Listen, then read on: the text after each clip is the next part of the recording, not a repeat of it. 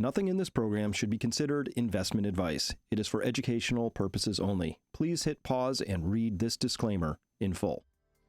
There's pain coming at some point in the future because we're doing the same things that led to the inflationary pain that we just had a little bit of a warning. It wasn't horrific inflation. It's just enough to kind of make everybody grumble a little bit. But on the path that we're headed down, I don't see how we don't get out of this without horrific inflation at some point. That's going to bring all kinds of misery to the masses.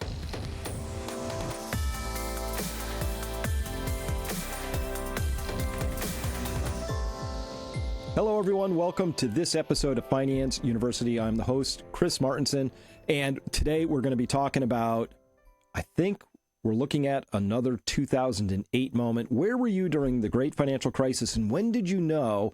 And what was your earliest sign? We're going to talk about that because bonds are currently in a crisis, and this is across the whole Western world. We got to talk about this. I think it's another 2008 moment, potentially.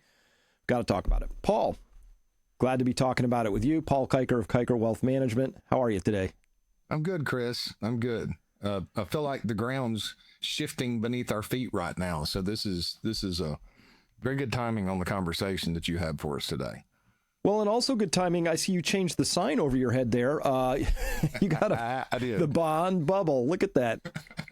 Well, what gets me is I ordered this 3 months ago, and there's a person on Etsy that makes these things, which is great. So it comes in yesterday, which is perfect timing for what we're dealing with now. Now the chart ends with interest rates bottoming in 2020. But I love these little historical pieces right here to keep around the office and throw up back here from time to time. Well, I think history is being made right now, and so I want to alert everybody to this. You know, sometimes things get papered over again, but they've been having harder and harder trouble. I want to getting that job done. Paul, I want to talk about bonds failing. Not all bonds, but long bonds. And of course, long bonds are super important in this story. And it started here. I know I pointed this out a couple days ago. So the 20-year Japanese government bond, that's the JGB. So it had you might as well call it a failure. And so to explain this to people, it says it had biggest tail since 1987. So here's how this works for people who don't know how bond auctions work. A government will say, we have $1 billion of paper, bonds that we want to sell. And if they got $1 billion worth of bids, they would have a bid to cover of one. They had $1 to sell, or a yen, and they got $1 or a yen in, 1-to-1. Fine. You actually want them to be more covered than that. You want to have 2-to-1, 3-to-1 coverage. That'd be great. Even better, because then they get to pick, because when they auction them, it's an auction. People bid. That's what you do in auctions. You bid. So people bid on that. Now, if they were going off at, say, 5% interest, just making a round number up, if everybody bid 5% on that, you would have no tail. But some people are going to want them a little more than others, so they'll bid a little higher price or a lower yield. And some people will bid a lower price or a higher yield, because bonds and yields, prices and yields go on a seesaw. All right. So the tail is they didn't sell them at the price they wanted to, and some people were being cheap and offering a lesser price than they wanted or a higher yield. So if they were offering them at 5, somebody might say, I'll only take that at 5.8, or 5.08 or whatever the numbers are, just something other than what it went. So they have this big tail, blah, blah, blah. What that means to me, Paul, and I think most people who analyze this, is that the bigger the tail, the weaker the interest. So this is just saying Japanese government's having trouble interesting people in its bonds at these prices or at these yields. So the yield is going to have to go up to attract more people. And look what's been happening to their yield. It is exploding higher. I don't think it's too strong a term to say that is melting down. It's not too strong a term to say that if they were offering, and I'll just make a number up here, all the way back here in 2018 late, what was that? 20 basis points, maybe 10? Mm-hmm. Well, if it went from, let's just make it round numbers, from 10 basis points to over 3.5, that means they're paying 35 times more to borrow money on the long end of the curve. That's what I've been looking at, Paul. I got a lot more to go, but let's stop there. What are you thinking when you see that? When I look at that, so the bond vigilantes have been cryogenically frozen for, all during this period of time. And all of a sudden, they have reawakened and everything has changed. The market's assuming that we're going to continue on this path, fiscal deficits and, inflation's under control and retail investors are ridiculously giddy. But we have reached the point of diminishing returns at this point. It looks like the bond vigilantes, which are the smartest investors in the room in every occasion, have said enough is enough at this point. That rate of change is hard to absorb by those over-leveraged individuals and businesses. So we've got some ripple effects that are going to be coming along from that. And I believe that they're going to be major. Well, this is an important point because now we have to get back to, what I talk about in the crash course. I spent a lot of chapters on money because if you don't understand how money comes into the system, you and we think of money as this thing. It's already originated by the time we see it, so you have to go out and earn it and put your time in. And so it's this tangible thing. But when you back up, you find out that we have a very peculiar type of money system in the world. And then that peculiar money system, money is loaned into existence. So that's why understanding the cost of money or the debt side of this, which is the loan side of this, is really important because it drives everything, right? Yeah. So what we're finding out is that our system of money is now saying money creation is going to slow way down because fewer people are going to be able to afford these higher rates. So I look at this. I don't know how they do their mortgages in Japan, but if this was the U.S., we would see mortgages go up by 3.5% in the last 5 years, which we more or less have, right? Close-ish. I guess they were all, I forget what they bottomed out at the 30-year. I think it was something like 2.6, 2.7, 2.8, 2.8%, somewhere around there. I forget. And now they're poking their heads up at 7%. That means fewer people can afford a house. And we're seeing that already in the housing data. So this is just for people who know, Paul, that what we're looking at here is the money system is starting to cry. It's making whimpering noises here. So it's really important to take note of these things. It's very important because the ramifications may be slow, but when you look at what occurred in that, you reach the point of diminishing returns slowly and then all at once. And that's what we're seeing in that chart. Isn't that how you go broke? That's what somebody asked Hemingway, how did you go broke? And he said, yes, slowly, then all at once. Yes. And that's exactly how it happens. And people are over leveraged. I'm very concerned about what's taking place in private equity and what I'm seeing behind the scenes. We can get to that in a little bit later as far as how they're pushing it on retail at this point. But especially private equity because they're heavily leveraged. So everything in their business model has changed at this point, especially if that yen carry trade starts to blow up because of what's taking place. And in the U.S., you've got yields that are creeping up and starting to break out with a weak dollar, which is an indication that investors are not willing to fund these reckless fiscal deficits. We said that the Biden administration was reckless, and now the Trump administration is reckless. We'll get to that in a minute. But yeah, we'll get to that in a minute. But this is the carry trade blowing up, or maybe it's not solely because of that. But if you were in the carry trade, this is a disaster. Because again, for people who may not be familiar with our prior episodes on this, but the carry trade simply means I would wander over to Japan. I would borrow money at 10 basis points, which is cheap. And then I would wander off with it and I would carry it to some other location like New Zealand or Germany or some other place I thought I could get a higher return.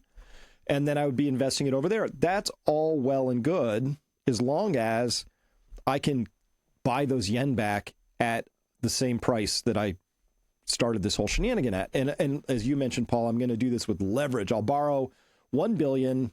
Yeah, I'll have $1 billion in capital, but I'll borrow $10 billion. I'll have a 10x leverage. Carry trades sometimes go 40x or more, right? So a lot of leverage. Things don't have to change all that much before all of a sudden I've wiped out everything. So when the carry trades unwind, it's kind of a too many concert goers trying to get out of a fire door moment, Well, and it's easy for people to look at that chart as well and say, oh yeah, well, it's just gone to what is that 1.5% in that period of time. But the problem is the rate of change.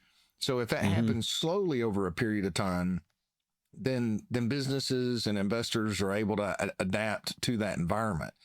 It doesn't really matter that it's still a low interest rate from what we're experiencing in the U.S. It's that rate of change that has occurred, which is like throwing a wrecking ball or throwing a wrench into the gearing system of what's taking place of a fine-tuned machine that's picking up pennies and dollars, well, pennies, but then you put leverage in front of it, $100 bills in front of a steamroller, and all of a sudden that steamroller's moving a lot faster than what you're used to it moving. So that's the problem with the rate of change and how quickly that has occurred. Well, let's be clear. This is an emergency, but, you might be thinking, okay, come on, Chris and Paul, that's Japan. How does that affect us? It really doesn't necessarily, but we're recording this on Thursday, the 22nd. I know you saw yesterday, Wednesday, the 21st of May, 2025, there was all of a sudden stocks sold off hard. Yes. And the reason they did, I believe, is because the United States just had a really bad 20-year paper auction too. Same thing we just saw in Japan, a really wide tail. And you can see here that there was this is a pretty big move. Like all of a sudden, bad auction, the yield spikes, and next thing you know, stocks sell off. And Emmett is Investing wrote here on Twitter, if you're wondering why stocks just all went down at once, we just had a horrible bond auction in the United States for our 20-year treasuries. And so the credit market is screaming for help right now is the conclusion. So this is spreading. This is not just a Japan thing. In fact, I've got a chart I'll show in a minute. It's global right now. Again, that's why I frame this as like great financial crisis, because that wasn't just a couple bonds went bad and Lehman Brothers and Bear Stearns got in trouble. It was those, but it was the whole system suddenly started to get trouble. So I'm saying this feels like a systemic credit event that's unfolding right now. It certainly does. And the question is what tools do they have available to step in and stop this from taking place? Because we've reached the point to where more fiscal stimulus, yield curve control, anything else is, especially in the U.S., is right on the verge of, inflation is still, it's slowed down, but we're still pacing higher than what we as citizens should have to experience. So there's no way to solve this problem based on what we can see right now without further exacerbating the inflationary issue and depreciating our currency, which another important thing is yesterday the dollar was down with those yields going up, which that's something that should be negative because the dollar should be strengthening with yields going up like that. And it's not. Yeah. And the reason for people listening who don't know the dynamic is that if there's global capital, it's always hunting in the world for the best place to go. And if yields are higher in one place than another, it goes there. So when the U.S. yields go up, dollars should be coming here, and that would make the dollar go up.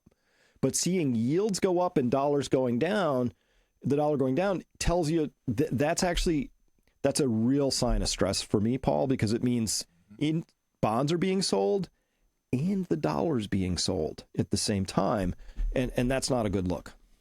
No, it's not. And it's an indication that capital would rather go home because of the risks that they see within the U.S. And some of that may be, a part of the big, beautiful bill, the triple B, and fiscal irresponsibility. So it's not a good sign. At a minimum, it's another warning shot across the bow that everything is changing and everything has changed while you've still got, unfortunately, retail just assuming that we're going to get more of what's occurred over the past 10 years. So everything under the surface is changing.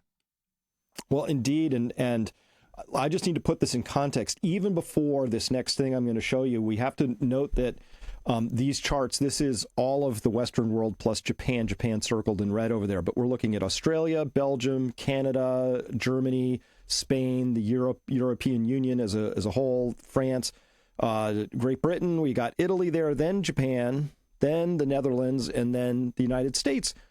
These are 30-year bonds. Paul, whole worldwide, they're just like been going up ever since 2021. They're under pressure everywhere at this point in time. So this isn't like a U.S. problem or a Europe problem or a Japan problem or a Australia problem. This is kind of everybody, isn't it? It sure is. It sure is. I've watched certain areas, but there are certain that have been off our other areas that have been off our radars. That's pretty incredible, actually.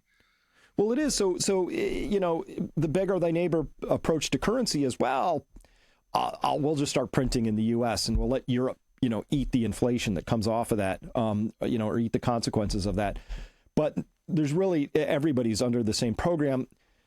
Paul, so I said, what was the moment? What was the moment where you said, okay, that's it? Could it, maybe the Japanese bond auction, that would be your moment. For me, it was this, and this is just came out just before the big, beautiful bill, which we'll talk about, came out. But this is Scott Bessent. Now, remember, Scott Bessent had been saying the whole time, we're going to really we're going to redo the global trade arrangements. We're going to have all these wonderful tariffs coming in, which will start to shrink the U.S. deficit. And at the same time, we're, fiscally, the United States government with DOGE, we're going to start really constraining spending. So that was the story. And then he gets on CNN and he says this. There are several components there. So if we unpack it, there is the potential growth of the debt. But what's more important is that we grow the economy faster. So what we've seen under the past 4 years, and what we inherited, I inherited 6.7% deficit to GDP, which was the highest deficit when we were not at war, not in a recession. So we've been trying to bring down the spending, and we are going to grow the revenue side. So we are going to grow the GDP faster than the debt grows. There it is. That's a change of plan. That's a pivot. The plan now is we're going to grow the GDP so that because we're spending all this, it won't matter as much. We're going to try and eat into this from the bottom by growing our economy. Every president says that. I assign a low probability to them being able to do much about that, to be honest. But they just threw in the towel. They're not going to constrain spending anymore. No. A complete bait and switch was what I was concerned about that was happening. My question was, do they really have the wherewithal, and are they strong enough to lead the American people through what needs to be done for the masses, at the expense of the top 10% who are oblivious to what's taking place under the surface, and it looks like they're willing to throw the masses under through inflationary pressures. Hint, we're going to let inflation run hot so our GDP numbers look a little bit better to outpace this. That's what I've been concerned about all along. So it's more of the same. It was a bait and switch. And it's not just that we're going to keep on the same trajectory as before. This analysis by, I don't know who did, I found this is from the Wall Street Journal. I don't know who actually ran the numbers. Source, Piper Sandler Analysis of Congressional Data. There it is. I see it now. So the blue line, that was how much the deficit was going to go up anyway, which is about $2 trillion a year going up to about 2.8. And now it's just going to go from 2 to 3 over the next 10 years. So $2 trillion, I know you saw on the crawler on that CNN thing, it said deficit to increase by 3.3 trillion. They meant 3.3 more trillion than it was going to grow anyway. The deficit's going to grow at least 2, maybe as high as $3 trillion each and every year for the next 10 years. Let's average that out. That's 25 trillion if we take the median of that, because that's 2.5 for 10 years, right? 25 more trillion on top of where we're already at, which, by the way, Paul, let me just take a look at this. 220 years to get our first 10 trillion of debt, just 5 years for the last 10 trillion. And over the next 10 years, we're going to grow at another 25 trillion. Just mentally make that red line start pointing straight up in the air. This feels reckless to me. It feels reckless to me too, because it's more of the same. And, we bashed the prior administration for fiscal irresponsibility, and it looks like we're getting more of the same here, which is very similar to what Trump did in his first presidency. I was so excited that he would actually come in and do something with the Federal Reserve, and then gets in there and bashes interest rates down and print. And then we have to remember he was a part of a massive amount of printing during COVID and paid people more to stay at home than it was to work. Indeed. And Paul, I want to get to the implications of what this bill really means. We'll go into the big, beautiful bill, and we're going to get to that as soon as we come back from this message. The markets are unraveling, and the stakes could not be higher. If you're relying on passive strategies or so-called diversification, or perhaps using an advisor who was, maybe in elementary school during the great financial crisis, you could be on a collision course with staggering portfolio losses. Peak Financial Investing is your lifeline. We handpick wealth managers who will actively manage your portfolio with proven, market-savvy strategies, not the tired modern portfolio theory that could crumble under pressure. The unprepared will not just lose this time, but lose big. The future that I see consists of both winners and losers, but many more losers this time than last time. Go to peakfinancialinvesting.com today and schedule your free consultation. This is your chance to protect your wealth. Again, that's peakfinancialinvesting.com. And I'm Dr. Chris Martenson, urging you, please don't wait another day. All right, welcome back, everybody. Paul, I want to talk about the implications of this now because I just showed this frightening chart, right, which really ought to scare everybody. And by the way, if you see down there on the lower right, it says @PeakFinancialInvesting. That is the Twitter handle. We just started this Twitter account now, so for anybody listening, if you want to follow myself, I'll retweet anything Paul's got, but I'm just putting all my financial thoughts on that Twitter handle, which is @Peak, FININV, Peak FinInv. So that's short for Peak Financial Investing. All right, so we're going to pile on a lot of debt, and this thing, just Speaker Johnson is all excited because they passed the One Big Beautiful Bill Act, and here's some of the implications of that, Paul. First, there's going to be an additional $2.2 trillion from extending the tax cuts on the top line there. And then they're going to increase the standard deduction. So that's another $1.3 trillion over the next 10 years. Increase the child tax credit. So that's $800 billion. Sort of middling stuff. Defense spending's going up, things going up. And then all the way in the bottom, they're going to save some money by getting rid of climate change money. So no more EV tax credits, no more solar credits, stuff like that. And then cuts to Medicaid. I hope those are efficiency savings, not real cuts, because that's already kind of a stressed program. But I just got to point something out. This is what they project, and this is how they always projected. Paul, this is like when you go to the you go to like a used car lot, and they say the car is $1,000, but if you want a windshield and tires, that's extra. These are the projections with no recessions and no wars. Those are extra. So this is sort of best case, economy grows, nothing goes wrong, which of course is not a good assumption to make. So these always have to be taken, in my mind, as the base sticker price without tires or windshields. Yes. Yeah. Yes. Yeah.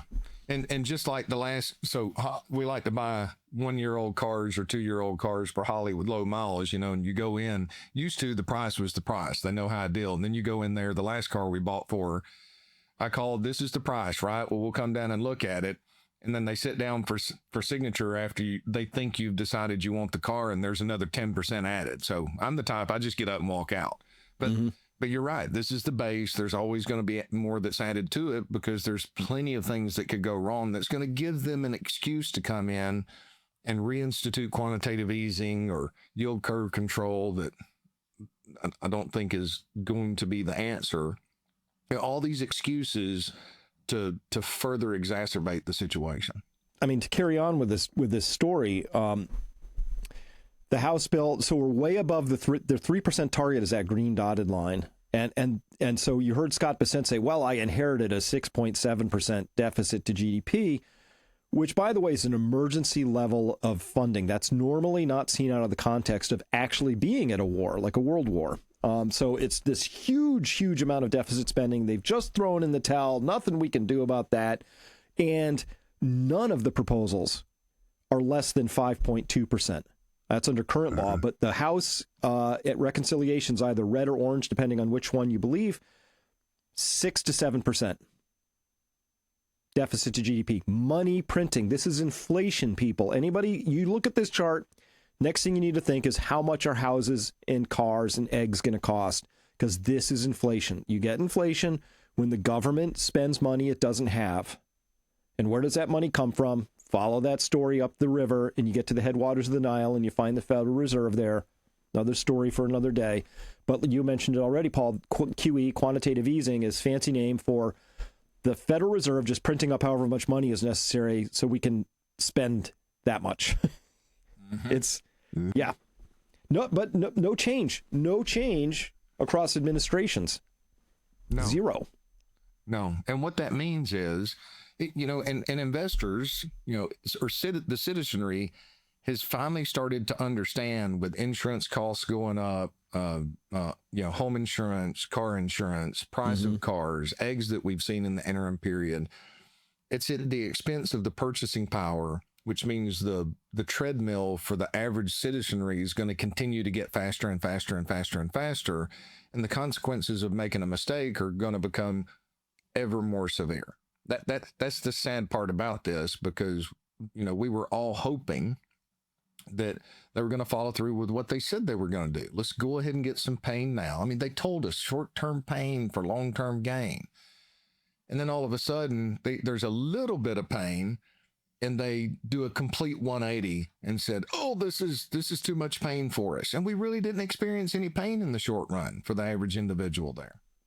So old school says, well, the government deficit spends and inflation goes up, and then you get this sort of wage price spiral, and we all kind of hope our wages keep up with the price part of the spiral. That's the old story. However, we have this new thing, Paul, we have to talk about. AI is now in the room. Yes. And it's already having its impact. So I don't think I can trust the wage side of this anymore. So this is Shopify. Shopify CEO, according to Fernando Cao here, says he just betrayed his entire company. After building a $143 billion empire by putting people first, his new policy just made it impossible for employees to even keep their jobs. Here's the brutal memo, turning humans into backup plans. And it says now, okay, there's this philosophy, leadership thrived, but then the thing changed, and here it is. He says, before asking for more headcount, teams must now prove why AI can't do the job. So this is a company that was totally about its people. Even this company's like, whoa, time out. If the job can be done by AI, why wouldn't we, right? Nope, I lost it. So I already heard about another company in the Netherlands laid off all 700 people, all 700. The whole company's run by AI now. And so this is happening all over the place. So AI is hugely deflationary for wages. It is. Across many sectors, maybe not all of them, but enough of them for me to say there's nothing more toxic I can imagine, Paul, than depressed wages and the government deficit spending 6 to 7%. Mm-hmm. This is tough. This is tough. And add on top of that, I wish I don't have it here because I didn't save it, but have you seen the videos about the capability of these robotics now? So yes. So what are these corporations going to do? You've got the investment into AI, which is moving at an unbelievably rapid pace. Robotics have reached the point that these things are pretty amazing and what they're doing. And what are corporations going to do? If you're a big investor for a family office that's sitting in a room detached from the average citizenry, you're focused on profitability. These boards are focused on profitability for those individuals that keep them in those positions, and the CEOs are, and they're detached from the average person in that top 1% of our society specifically. Well, what are you going to do if you've got the alternative like he does for artificial intelligence, and now that artificial intelligence can run these robots, and you're looking at having to pay dramatically higher prices for individuals that are going to be sick, life events that are going to happen, may not necessarily work out, or you've got this robot that you can reinvest into to replace those jobs. That's my concern about where the next part's going. So I'm not so sure that we're going to get this, wage price appreciation like should begin to occur in these inflationary environments and these deficits like this. Well, and it's not I don't want to come off sounding like an old Luddite or something, but technology is always deflationary. Yes, always. It is. Right? Remember when we moved from humans with hoes to tractors, right? Mm-hmm. Put a lot of people out of work. I would never suggest that we should go back to people bending over with hoes in a field if we had a tractor sitting around. AI is one of the most disruptive things I've seen because there's a huge number of jobs that it can do better than humans, faster. What I was trying to find was this little video, and maybe I'll post it later. I'll probably put it in the comments down below back at the site. But it was a radiologist saying, hey, look, here's a radiograph. I can tell you that there's a left lower lobe pneumonia over here, and there's some consolidating pneumonia over here on the right. And I can tell you that because I have 20 years of experience. Then he presses a button, and those two areas lit up. And he said, AI just did it in a second. Is McDonald's hiring? That's my only question, right? So he made fun of it, but like a job he trained decades for is now done. Pattern recognition is something AI does brilliantly, and that's what a lot of radiologists do. But it can also structure arguments, anything administrative, right? If you work in municipal government and your job is to make sure forms get filled in from the citizenry, I don't know, you work at the DMV. I mean, so how do we put those two pieces together? Like, I feel like what we have is some old school thinking, which is like, oh, we'll just grow the economy, but we're going to inflate things steeply. And somehow this is going to pencil out because in the past what's happened is wages have magically somehow managed to keep up. But it's not going to happen unless you actually give people a universal basic income that keeps up with the rate of inflation. No, that's what they've been saying they wanted to do for quite some time, which is absolutely terrifying because they make the decision and it takes away essentially the American dream that I can be innovative, I can have some disciplined sacrifices in the short term today for a better future, but they're eroding that entire foundation, which allows us to adapt to that. My advice, I was talking with I gave a talk the other day in a nearby town, and I got asked, and there were some kids and the younger people in the audience, and I was asked, like, well, what about this AI stuff? And I said, two things: lean into it hard, be part of the people who know how to operate it, or lean all the way out of it and do things AI can't do and probably won't be able to do. Like when your roof is leaking, you're not probably going to call AI, right? No. When your plumbing goes out, you're probably not calling AI, at least for now, right? Mm-hmm. That's right. So, well, to carry on the story, the CBO estimates this is significant. These are additions to the deficit. Remember, we were already running $2 trillion deficits. Now it's just going to be higher. So I look at this, Paul, I see lots of inflation coming.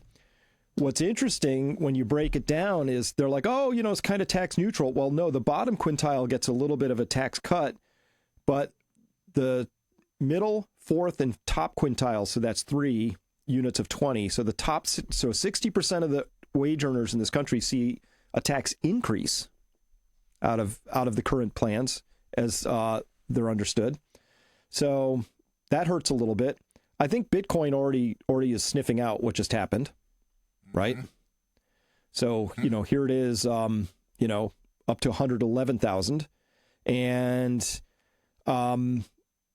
this is consistent with Bitcoin saying, oh, yeah, there's some it's consistent with a couple things. Bitcoin and gold, I think, are saying the same thing to me, which is big money is starting to move out of systemic money if they can, right? Mm. That's money held at one of the big banks or in a, they're starting to hedge their bets a little bit, but they're out of the long bonds. They're bailing on those as fast as they can. So where does that money go? Well, some of it's going here, no question about that. And some of it's been going to gold, no question about that.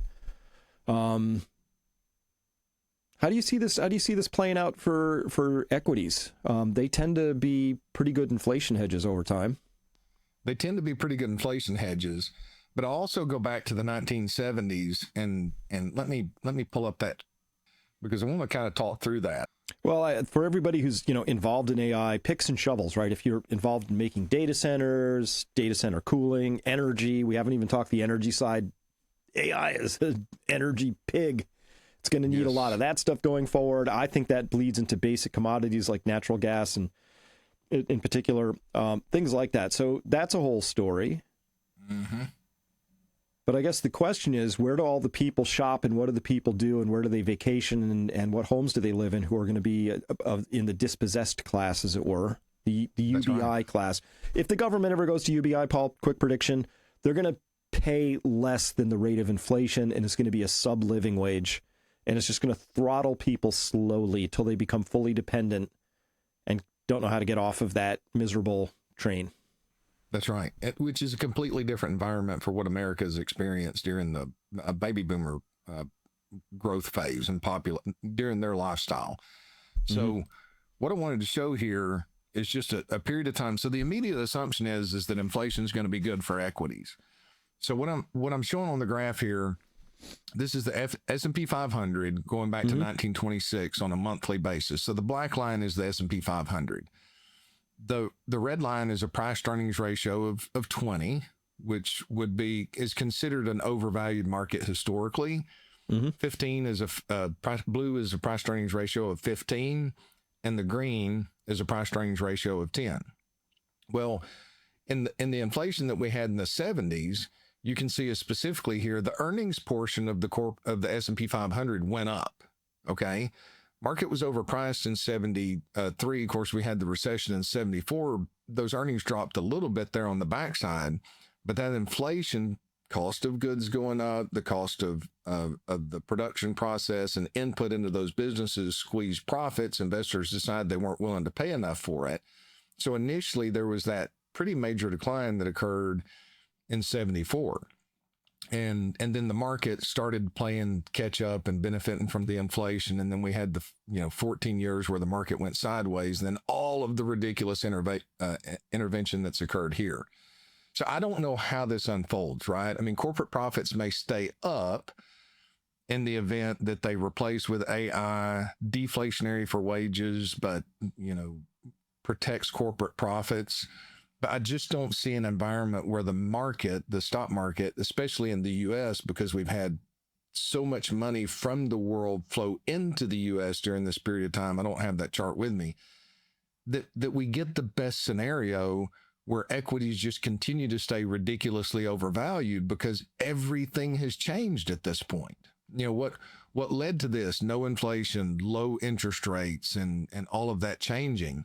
So my concern is you may see a situation where that inflation causes earnings to go up, but the price component of that earnings goes down.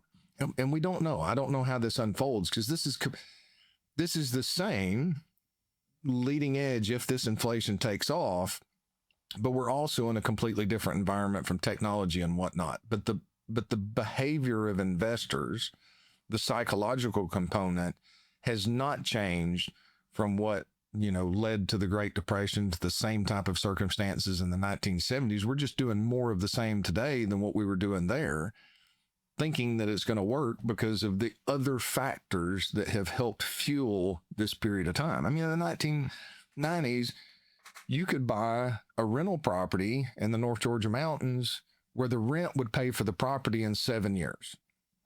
Well, at this point now, and then demand and easy money and low money and all of this intervention and the releveraging has caused rental properties or real estate values to go up dramatically. A lot of that's asset price inflation.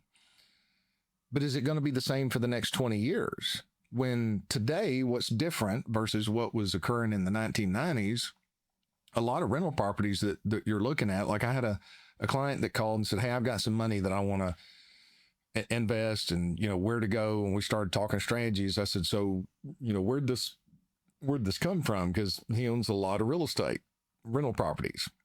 He said, hey, I had somebody call me and they wanted to buy one of my rental properties, and I did the math, and it was 35 years worth of rent is what they were offering to purchase that property.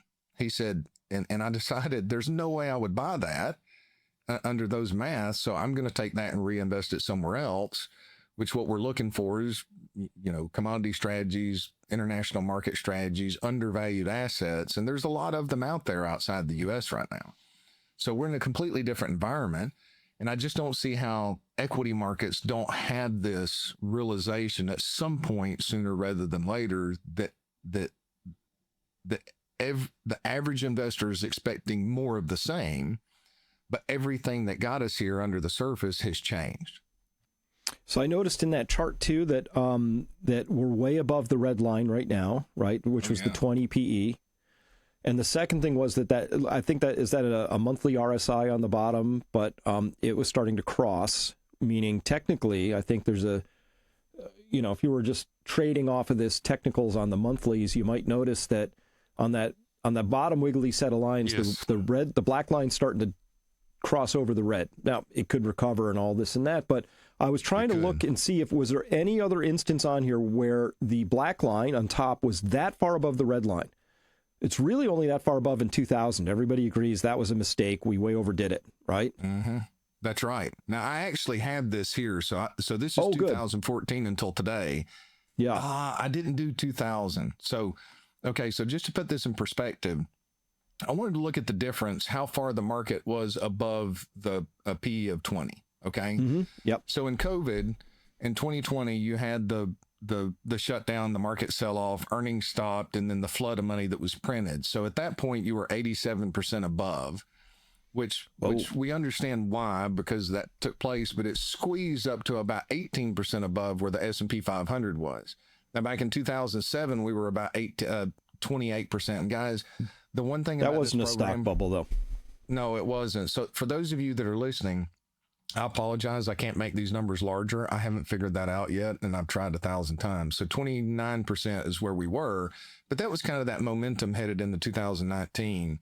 But where we are now, we're 39% above in the S&P 500, a price to earnings ratio here, which is, outside of this short period for the response to all of the printing, the highest that we've seen outside of the year 2000, and technically that's slightly higher than what we saw during the year 2000. So this is just 2014 until today.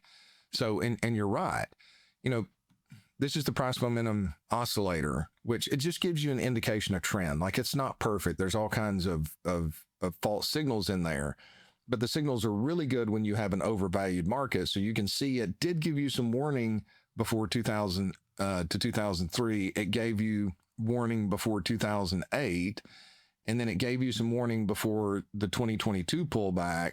But what I'm noticing more than anything is you're getting weaker momentum in a higher market, and this is a lower, assuming that this continues, because it doesn't predict the future. It tells you what's taking place right now so that you can have some decision-making abilities as to be risk on or risk off. We're rolling over at a lower level than we were here. So you've got a higher market value with lower momentum, which gives us an indication that if this continues, then we're probably going to see equities pull back relatively substantially. And this valuation here is larger than the valuation difference that we saw at the top of the market. So that's one of the things that I'm concerned about, and it's frustrating, because if the government wasn't intervening and ruining our long-term sustainability as a country for short-term gain, then you could warn investors and the prudent can protect themselves. But they put us into a situation where you have to be prudent. The prudent are to foresee danger and hide themselves while the simple pass on and are judged for it. Well, the simple don't know that they're passing on because they're not pursuing prudence in any way whatsoever. So I feel sorry for them because they're putting their faith into all of these sexy theories that Wall Street's putting upon them to line their own pockets. And then you've got leaders in Congress and you've got Trump. The pain of changing and doing the same thing has not become, I just butchered that. So y'all bear with me while I get my thoughts in. This just came out of nowhere. So in the ministries that I've worked with and supported that serve people that have addiction, right? Sometimes they'll say people will change when the pain of changing becomes easier than the pain of staying the same. So that as parents, if kids have bad behavior, we want to exhort pressure in a controlled environment, right? To where the pain of changing their behavior is easier than the pain of staying the same. We're not there yet, obviously, because we didn't even have any pain on the market sell-off. I mean, yeah, there were some investors caught off guard, but that wasn't a dramatic amount of pain, but it was apparently enough to go back to doing the same thing. And that's just going to bring a tremendous amount of pain later. And I think it's going to occur before the baby boomer generation reaches the end of their life. And that's horrifically, it's going to have horrific consequences if they don't pull this off to perfection, because the large majority of people are going to have their assets, and the baby boomers are way overweight equities because they're buying based on past performance without the realization of what has changed under the surface. We just don't know if that's 3 months from now, 6 months from now, 2 years from now, 5 years from now, or 2 weeks from now. But there's pain coming at some point in the future because we're doing the same things that led to the inflationary pain that we just had a little bit of a warning. It was a horrific inflation. It's just enough to kind of make everybody grumble a little bit. But on the path that we're headed down, I don't see how we don't get out of this without horrific inflation at some point that's going to bring all kinds of misery to the masses. Well, this is a basic failure to plan, right? So I guess we're planning to fail at some point. And we know that the fiscal. So when Trump and Bissett came in, the first month or so, I was like, yeah, this is refreshing because they were talking about stuff that was just common sense, right? Listen, we have a debt problem. We have a deficit problem. Those are twin joined problems. It's a problem. We got to fix it. They just pivoted and said, we're not fixing that. We're just going to get this magic growth is going to come from somewhere. But there's been no where's that come from? Oh, well, all these people are going to invest in our country now. Well, if they're just putting in robotics plants or whatever they're doing, it may or may not, I don't know. The jury's out, but that's a long, slow process. It may or may not work, right? You know, in the meantime, like let's say China discovers and India discover how to make really high value, small modular nuclear reactors. Great, they'll install them. We won't, because our Nuclear Regulatory Commission, in its entire life since 1973 to today, has only authorized 2 plants, right? It just can't get a 1,000,000-page process, decades, billions of dollars before you even put a shovel in the ground. That's who we are. If you don't fix that first, we're not getting those, right? And the second thing that you and I have talked about briefly, but I just want to mention it again because I got to keep dropping this ice cube into the punch bowl. We're at peak oil right now in the United States, and we're also licensing LNG export terminals at a faster pace than we know how we can grow our natural gas production. This is going to create higher energy prices going forward, not lower. I know Trump really wants $50 oil, but the shale companies are dying on the vine at 60. And we can see that. They're stacking rigs. Our production's already rolled over. They're all squawking and making the same noises, and he doesn't care. He just wants cheap oil for political reasons, makes him look good, and that's what he wants. Fine. But that short-term focus, like you're saying, is going to lead to this longer-term pain. We're going to have vastly higher oil prices in the future and or insufficient supplies. Mm-hmm. Yeah. And it's so addressable, but we're not addressing it. So, here we are. We're not. Here we are. And the best analogy that I can think of is let's think of investors in the markets right now like a 3-year-old child. Now, they're obviously a lot more sophisticated than that, but just for the purposes of this analogy, and we consider the administration, Congress, everybody is the parents, right? They're supposed to lead us in the right direction. We elect them to be fiduciaries and hide us in the right direction. But what they're doing is giving that 3-year-old child for breakfast, lunch, and dinner, here's some candy, here's some Cokes, here are these things that are going to cause all kinds of problems from a long-term standpoint for short-term benefit to keep the child, pacified and happy here in the short run and giddy, right?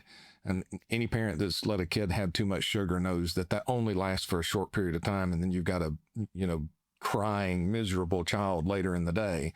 But that's akin to what's taking place in the markets right now. And, I thought, and that's the great disappointment that I had in the first Trump administration is, hey, he's saying he's going to do something that did the same. And here we go. We heard all these wonderful things, learned from the mistakes of the past. It appeared that he did by bringing in other individuals that weren't so clearly deep state.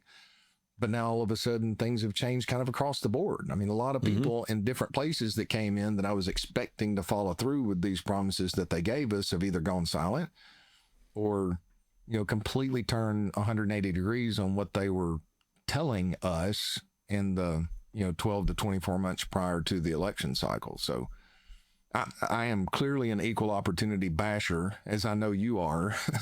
And so this is my opportunity to just express ridiculous frustration and disappointment in what I'm seeing take place. I just need stuff to make sense. This doesn't make any sense to me.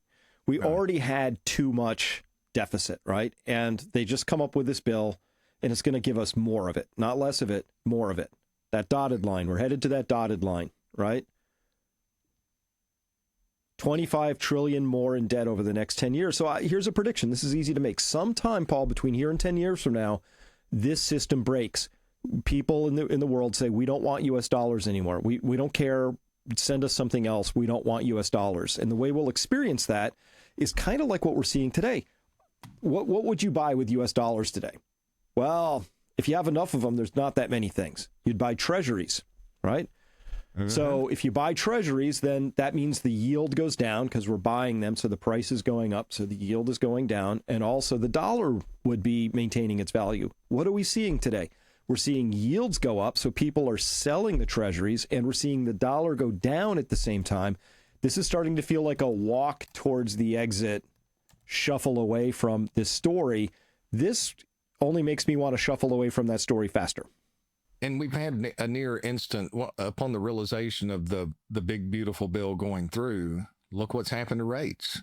I mean, there's a section of the market out there that says things have changed. Bond vigilantes have come out of their cryogenic slumber, and they've entered the market again. And how do they stop that? Does Besant do the same thing that what Secretary Yellen did by shortening debt? Well, if they shorten, instead of getting issuing longer financing from a longer term standpoint, they shorten that up. Well, now you've got event risk that's shorter and shorter and shorter, and it's a weaker and weaker foundation. And then, he says, I inherited this, but instead of taking us through the short term pain to correct it, is he going to have to come out and do the same thing that he inherited? And, he can justify that in any way that he chooses to. But the reality is, if they're not going to deal with it after promising us, what we do know is if they lose the reins of power, then we're going to go back to just a greater magnification of what was occurring before. So how do we have this change if nobody's willing to take us and lead us through the pain that we're going to have to endure? Because the longer this is put off, the greater the pain is going to become. Well, it's very simple to me, Paul. This is an easy prediction. It's not even a prediction. A prediction is making a guess about the future that had some uncertainty to it. This is like saying, you've let go of a hammer, Paul. I predict it's going to fall to the ground, right? Here's what's going to happen. Either we change this on our own terms now, which is what I thought we were signing up for with Trump and Besant, or later on, nature does it to us, right? The markets or whatever we want to call that, but it's out of our control. Events all of a sudden say, wow, nobody wants your debt anymore, and they're all selling it, and now interest rates are 30, 40%, and you have 60% unemployment, right? That's where this goes. Either you deal with it or it happens to you, right? It's like it's either voluntary pain or involuntary pain. I'd much rather, I'm a rip the Band-Aid off kind of guy. Listen, we live beyond our means. We made some dumb decisions. We can blame all the people we want who didn't make the right decisions 5, 10, 20 years ago. But here we are. And I would prefer for my own children and grandchildren as yet unconceived, I just want to leave behind a better world. This is basically saying somebody else is going to have to take care of this in the future, and it's going to really hurt. It's going to be really bad, right? That's irresponsible as far as I'm concerned. It is irresponsible. It's immoral. It is immoral. It is. And unfortunately, we find ourselves in that, we've talked about this before. Good times create weak men and women. Weak men and women, just to expound upon that a little bit more, cannot overcome their emotion or their desire for short-term gratification, and they lose focus on the sacrifices that need to be made today for the betterment of the future. That's one of the reasons why wealth rarely makes it beyond 3 generations, is because of the focus on short term. The founder builds that wealth. His mission wasn't to get rich. That was a byproduct of offering a good product, surrounding themselves with good people. And then the next generation gets their value out of the nice things they have, the next generation surrounded by people who really like them for the money that they're throwing around. And that weakness leads to the loss of that. I mean, there's all kinds of studies that wealth rarely goes beyond three generations. So good men create good times create weak men and women create hard times. And as much as we want to see strength in our leaders right now, what I see is a bunch of weak individuals that are given into their base desires, which is immoral. It's immoral because of the consequences that it will deliver upon future generations. And those future generations will not think kindly of this generation at this time when the consequences of this unfold. And I'm not so sure that this generation, the baby boomer generation, is not going to experience a substantial amount of pain before their life is over, quite frankly.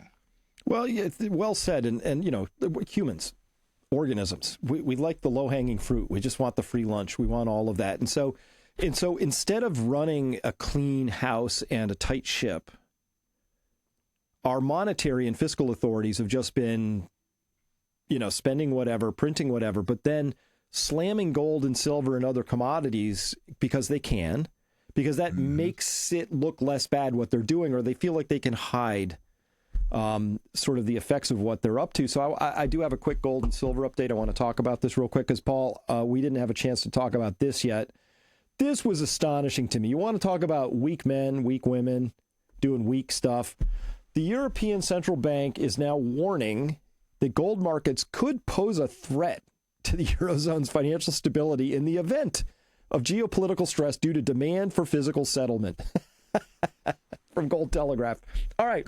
I'm going to laugh about this because what they're saying here, Paul, in no uncertain terms is, wouldn't it be terrible if too many people actually bought physical gold? That represents a threat to our financial stability. It's like, well, not if you weren't being I have swear words in my head. Not if you weren't being complete losers about this, because gold's a commodity. It's a monetary commodity. If people want more of it, then the price would go up. That's how it's supposed to work. There's no such thing. How can physical demand threaten your money system? That's the stupidest thing I've ever heard, unless you were dumb enough to allow banks. This is just U.S. commercial banks and savings associations have over $500 billion of exposure to gold derivatives. This is the EU, this is the US. So you figure whatever they're up to in the EU, probably similar. They've been playing paper games with gold and silver in a price suppression scheme for a really long time in order that their monetary decisions wouldn't look quite so bad, right? So that's the game they've been playing. And now that the game is up, they're saying, well, the gold physical, you know where this is going. They're going to say the gold physical market is a threat to our financial stability. We're going to have to shut it down. Right. Instead of doing the right thing, was just to say gold is merely signaling the extent to which we've been losers and making bad decisions. And so therefore, maybe we should figure out how not to be losers in this story. Gold's an inanimate object. It's just pointing out that they've made bad decisions in the past. And I can tell you where this is going.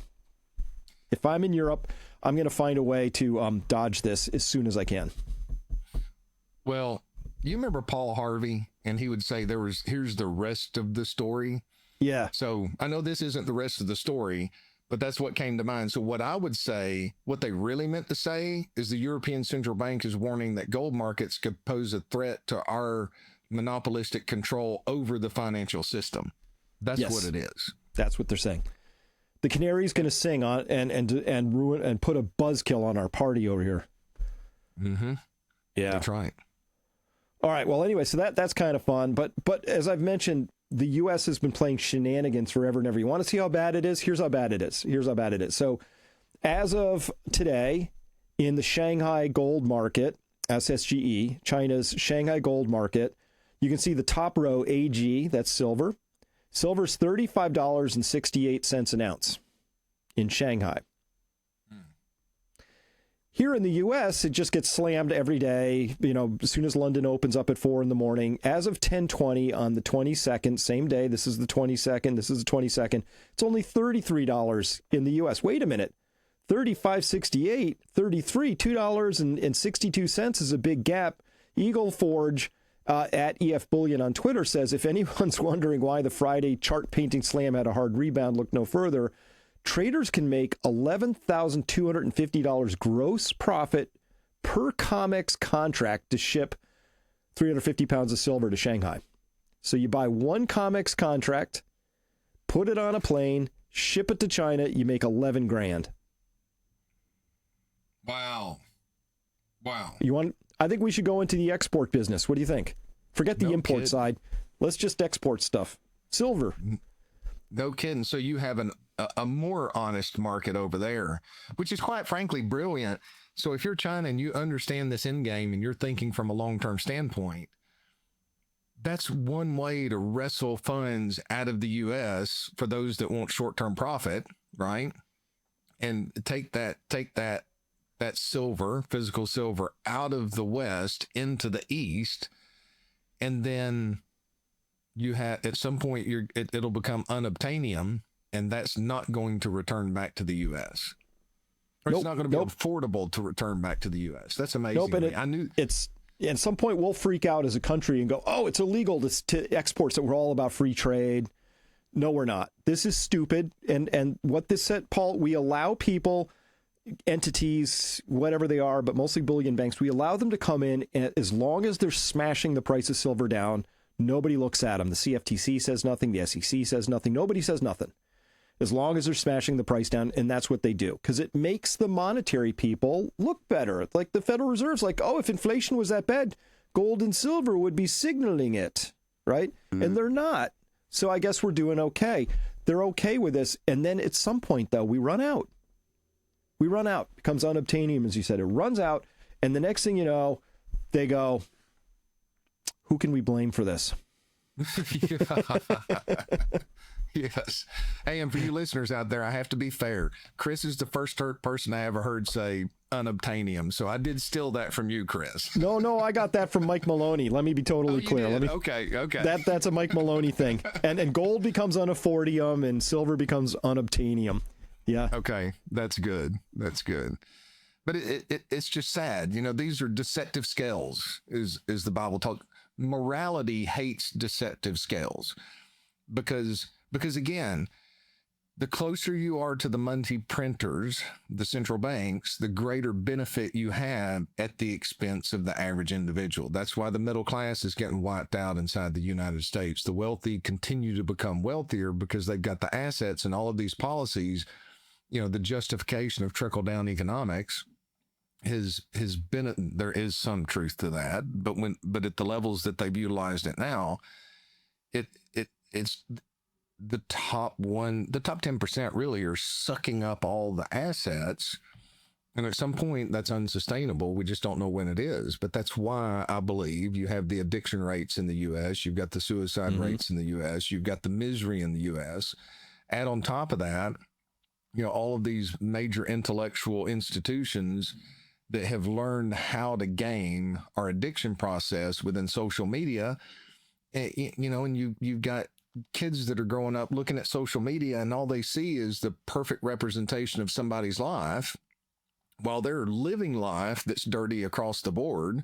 Those brief moments of perfection are the minor parts of life, and they're miserable because they think that everybody else has got it made, and they don't. I mean, that's just the society that we're in right now. And investors are the same way, right? It eats someone's lunch if they don't understand the strategy that, and I'll come back to that in a minute, but the strategy that they're in or why they're doing what they're doing, and they've thought through it enough to be convicted in their decision making, that experience of feeling like they're missing out and somebody that they know might not be as bright as they are is having more success than they are in the short run, pulls them into making mistakes at the worst time, because most people don't actually understand the investment strategy they're operating under. they just looked in the rearview mirror at what did the best. Well, I think I'll do that because I'd assume it's going to continue going forward. And the investment world is ripe with strategies that are the number one, and then they underperform for quite some time because each strategy has different sets of strengths and weaknesses, and you have to understand how it applies to you individually. You do. Well, I'm a little concerned that what seemed like a decent plan from the incoming Trump administration is met with some reality. It's kind of like, when Elon Musk came in and started doing the Doge stuff, I found nothing objectionable to that at all. I don't know why anybody did, but some people got really inflamed over the idea that we were going to expose areas where the United States government was wasting taxpayer money. I think that's like unobjectionable. Go for it and do it. And he did that. And there was enough pushback that I think he's now thrown in the towel and walked off. And I don't think anything really happened, to be honest. Maybe a few billion here or there. It was an impossible task. Well, if that's the case, then that means, and we just saw them throwing in the towel, we're going to try and grow the economy, that old bon mot, right?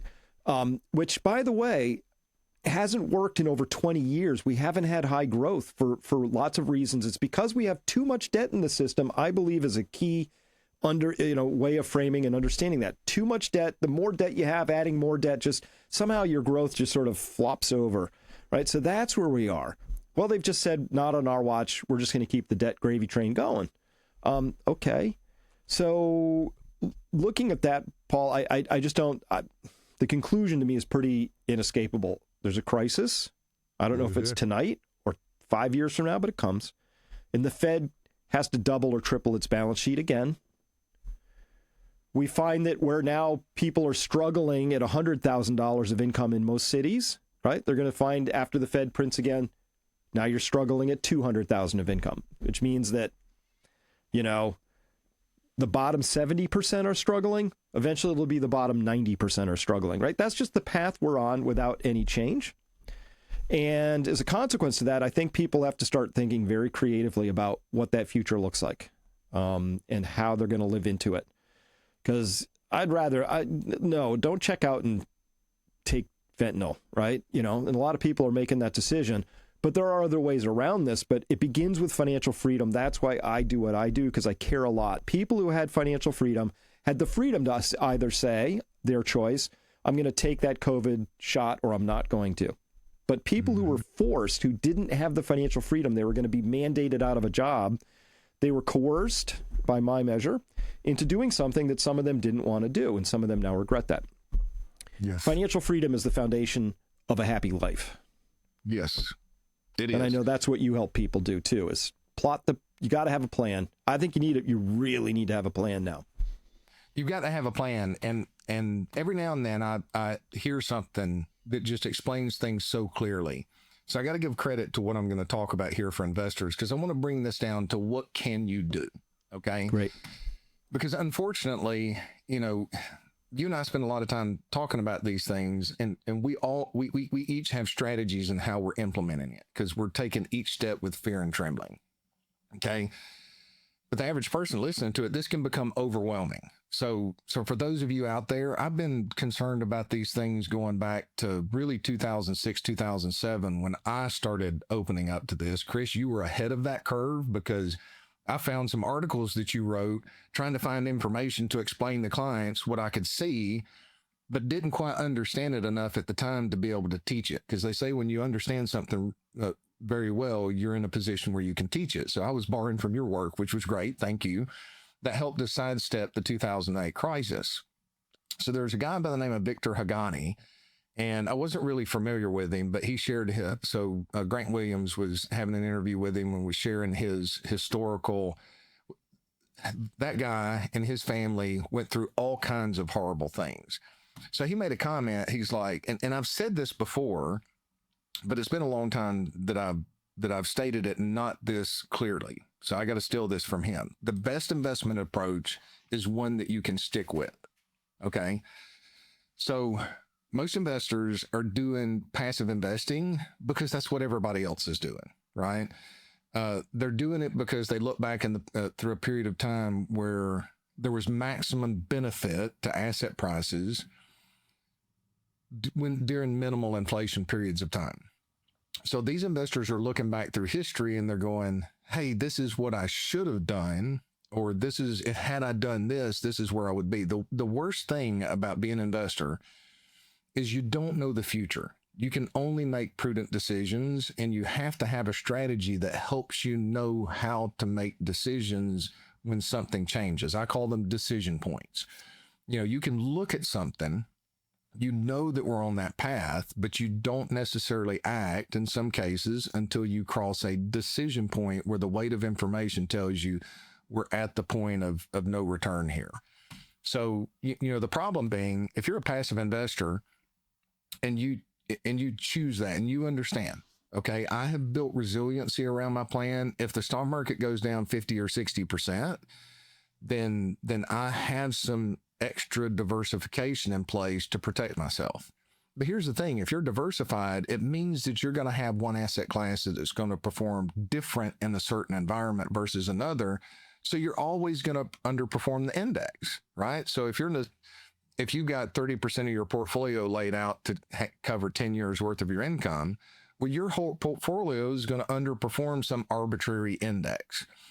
If so what I encourage investors, one thing that we do is we have a strategy. I know the strengths of it. I know the weaknesses of it. I talk clients through the strengths and weaknesses of it, what it can do, what it can't do. 999 out of 1,000 people that I run into don't understand the strengths and weaknesses of their strategy. They're just doing it because that's what somebody told them to do, and they haven't thought about it. They're concerned about these things because they're waking up to it, but they don't know how. Well, do I just go out and buy commodities right now? Well, if you did that in 2014, you've gone nowhere till 2025 at this point. There's been periods where it started to take off. Gold's really about the only commodity in general that's had really good returns over that period of time. So what I encourage investors out there now, before it's too late, ask questions of who you're working with. What's my strategy going to do if we have a currency collapse? Can they have that conversation with you? If they can't, why not? Have they not thought about it? Do they not have some adaptation or plan B, C, or D in place if things start to unfold? Because if you've spent some time thinking about those, if you're 2 steps ahead of the average person, if a bear's coming at you, then you survive a little bit better. If you're closer to the exit and ready, and you're 2 steps ahead of the mass when fire breaks out in the building, you know, that's one of the things in free speech. You know, you can have free speech, but you can't yell fire, fire in a building without having consequences, because people run out, get trampled, and somebody dies. So, you know, you've got to understand the strategy that you're in. So the best investment approach, examine the ones that are out there. Think about it so that you understand the investment approach and the strengths and weaknesses so that you can stick with it. Because I'll tell you what I've seen time and time again. Somebody's an investor. They own, you know, the markets. They look back. They started working in the year 2000. Stock market goes down. They've got their job. They're fine. They don't worry about it. They dollar cost average in. Market gets up in 2007. 2008 comes apart.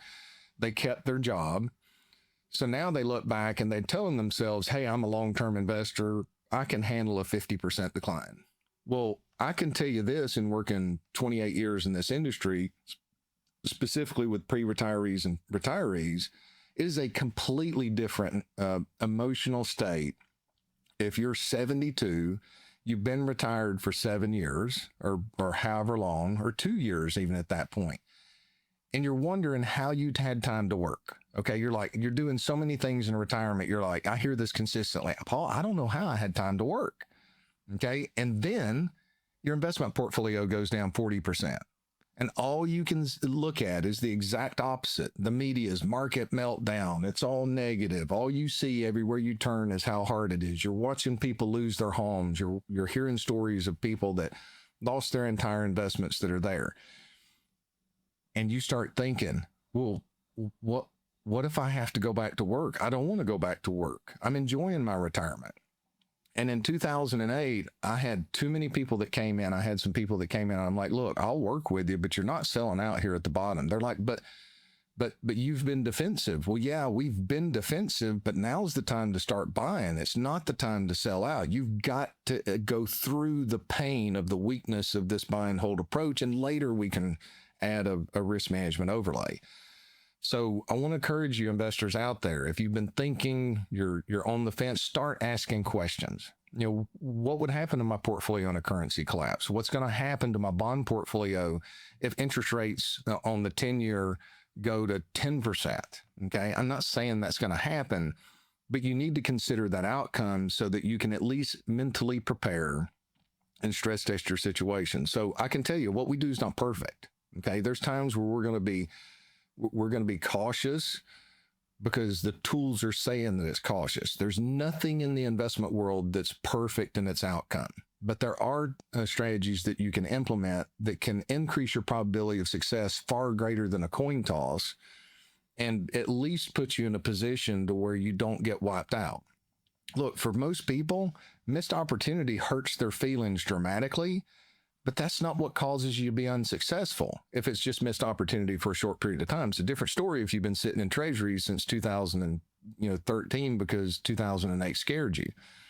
If this continues for another 10 years, you're losing purchasing power because of inflation. But there are periods of time where sitting in treasuries is not a bad thing. Now, maybe with rates that are taking place, but we haven't crossed that decision point yet. We just got a lot of warning.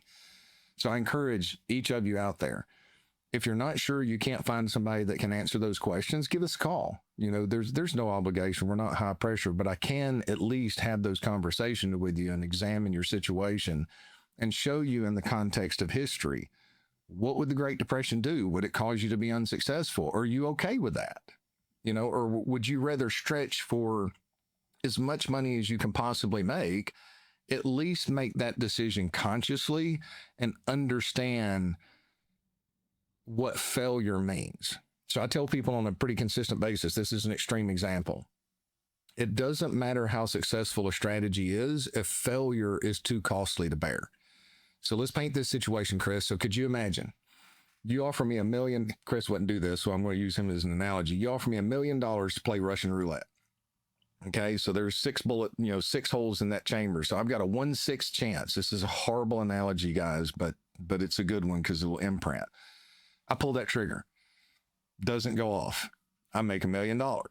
Okay. Well, let's say I do that 35 times in a row. Well, guess what? In the investment world, I'm going to be on CNBC and I'm going to have fully convinced myself that I have figured out how to play Russian roulette without any of the consequences. But we all know in that very graphic analogy, the moment that strategy fails, what good does it do? You've accumulated all this money that you're never going to get a chance to use. So that's an extreme example, but you have to understand what failure in your strategy means. If failure means that all of this doesn't pan out and the markets go down 90%, it looked good for German investors until they got an honest market, but as soon as the war was over and they brought the honest market back, 90% decline in one moment. Those investors who had considered that path and were in a position where German investors had moved some of their assets into international investments or outside Japanese investors after 1989, their market went down for however many years, 35 years before it got back to even, or 42, whatever the number is. Had they pushed some of their assets outside because they had tools to tell them when to do that, they were far more successful than the average individual. So make sure you know what failure to your strategy means. Is that a 90% decline? Or does it mean you make 4% and your neighbor makes 15? There's emotional pain in one, but there's a whole lot more, a more severe and life-changing emotional pain if failure means you're down 80 or 90%. And don't convince yourself that will never happen, because if you're sitting there saying, that'll never happen, there's no way that they're going to let the markets go down that much. Okay. Markets may not go down that much, but your purchasing power might if you're not positioned correctly, if it's a hyperinflationary event, because other assets would protect you a little bit better. So I encourage people to do that. That's what I'm concerned about where we are right now, because we're looking at a situation to where for the first time since the Great Crisis back in 2008, everything under the surface has changed. Now, does that mean that the markets react differently in the next 12 months? I don't have a clue, because we're in completely uncharted territories. But at least we have a set of tools that will tell us to make an adaptation, and we can do that confidently. If you don't have that, I encourage you, whether it's me or somebody else, go find somebody that can help you implement an investment strategy that as Victor Hagani says, one that you can stick with. Because otherwise, if you haven't considered worst case scenario and failure, then your emotion is going to take over to the point that you're going to do what you swore you would never do. And if you don't do it, you're going to have a lot of sleepless nights fighting with that emotion in the short run to stay the course. And at some point, every strategy is going to require you to have some faith in what the potential outcome will be. Because all this money printing in the short term without inflation has made it sound like it's an easy process. It's easy to make money. It's hard to keep it. And if you don't believe me, those of you that are out there that have been in business, you know it's easy to make money. It's hard to keep it in the long term. Right here recently, it's been easy to make money if you were simple and not prudent. But it's going to be really hard to keep it if you continue to be simple. And you see, everybody, that's the passion and the focus Paul brings to the subject. And thank you for those closing words, Paul. I'm going to have to leave it there. Because of, I'm going to go, it's bowling day with my son, and I got to get off. You. Yeah. So for everybody who is listening, if you want to talk with Paul and or his team, just give a quick visit to peakfinancialinvesting.com, fill out a very simple form, as many people have been doing lately, and somebody will get back to you from Paul's office within 48 business hours. Again, peakfinancialinvesting.com. Paul, thanks so much for your time today. It's my honor. Chris, I always enjoy the conversations. I look forward to the next.